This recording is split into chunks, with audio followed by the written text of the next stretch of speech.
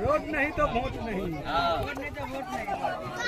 घनश्याम ठाकुर बोला कि ठीक है हम ये रोड हम कल्याण कर देंगे आप लोग का, लेकिन वो जीत करके गया, कुछ ही नहीं किया। विनोद झा, विनोद नारायण जी सांसद आप लोगों से कभी मिले हैं? कभी नहीं, कभी नहीं। क्या नाम है सांसद का?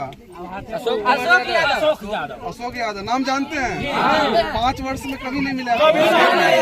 उसका बाप भी कभी नहीं आया। विनोद वो जो है कुसुमदेव यादव, हुकुमदेव यादव, वो कभी नहीं आया, वो भी नहीं। 3 बार वो लोग जीते हैं, दोनों बाप बेटा मिलके, लेकिन कभी नहीं यहाँ पे आए हैं। क्या नाम है आपका? मेरा संजय सैनी नाम है।